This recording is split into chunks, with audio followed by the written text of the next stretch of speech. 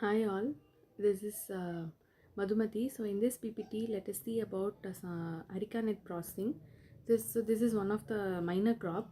So Arecanut is nothing but the seed of Areca palm fruit. So it is generally called supari. It is originally from Malaysia only, and it is like commercially available in dried form, cured, and also in the fresh forms. It is mainly grown in India, Pakistan, Maldives, Nepal, Sri Lanka, Bhutan, Myanmar, Thailand, Malaysia, and Indonesia. India, we stand in the largest producer of arecanut in the world, accounting for about nearly 74% of its total area and 85% of its total production. And the latest production, uh, to was more in the year 2011, like nearly 4.78 lakh tons. So mainly Karnataka, Kerala and Assam, they contribute 90% of the total area and 92% of the total production. In the Shimoga district in Karnataka, they are the largest producer of areca nut, and it is mainly referred to as the beetle nut also. And you can see in the image, they grow tall, they grow straightly to nearly 20 mm tall with a trunk of 18 to 15 centimeter in diameter.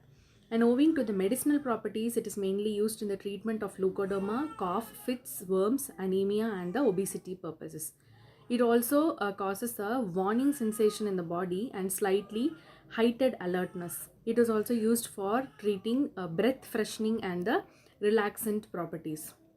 And coming to the what soil and climate we can grow the areca nut is, the areca nut is capable of growing in variety of soils, and it is most best suited in the well drained soil.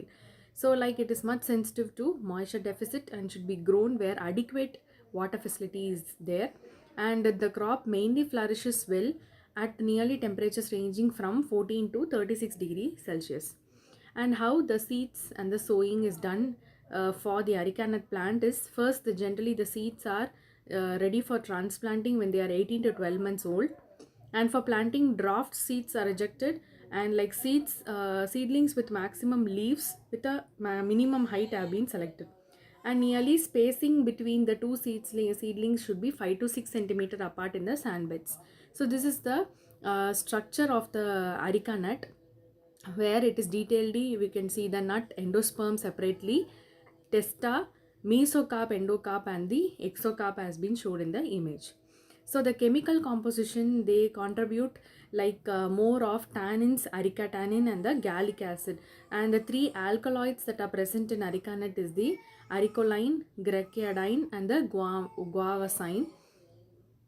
And the arecanut and the beetle leaf were first combined into one physioactive drug.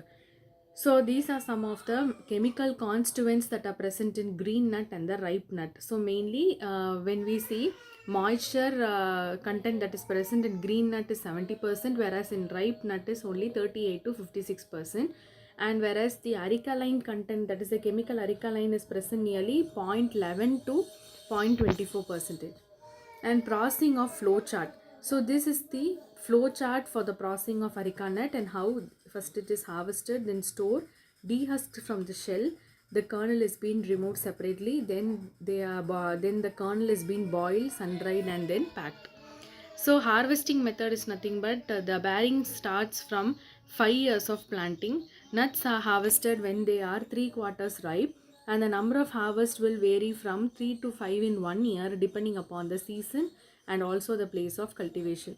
So June to December is the opt month to be found to be the optimum condition for the harvesting, and minimum 2 people are nearly required for the skill purposes, one professional tree climber with experience of plucking the fruits, and another one who uses the gunny bag to catch it when the fruits are falling down. Sorry.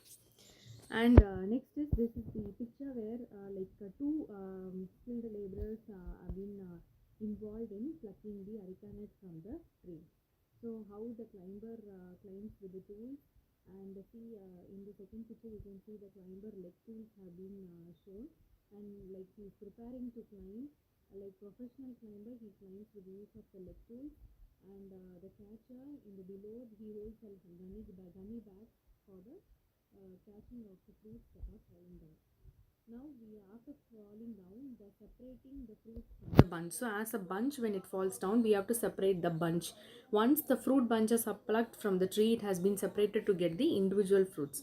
So now then we are going for storing for completely safe godown has been opted for storage purposes.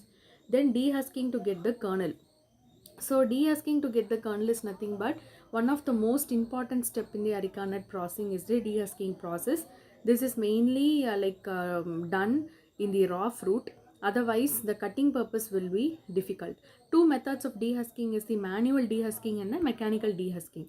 So manual dehusking, it is like too heavy and intensive. More laborers are required, much time consuming and inefficient process.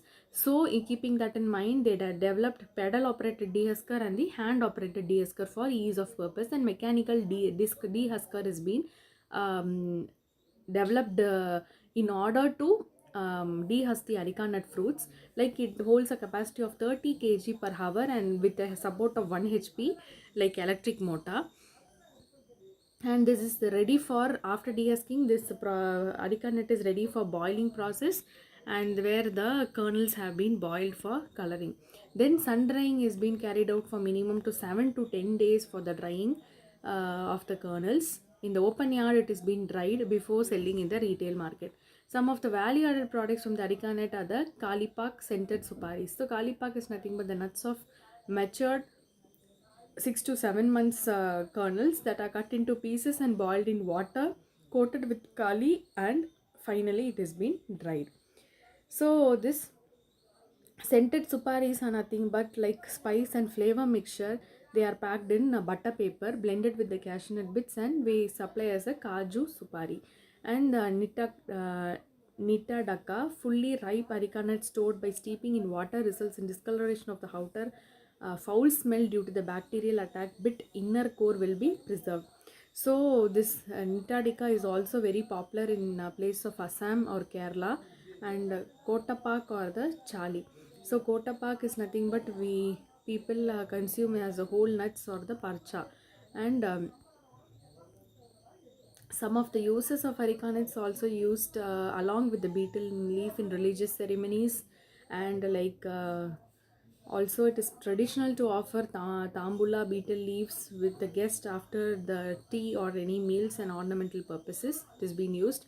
They have on the effect of health, regards the chewing of betel and areca nut to be known for human carcinogen. There may be additionally be a higher risk of cancers of the liver, mouth and lung with regular betel use. Other effects can include a possible effect on blood sugar levels, which may in turn increase the risk of developing type 2 diabetes. So this is something about processing of arecanut. Thank you.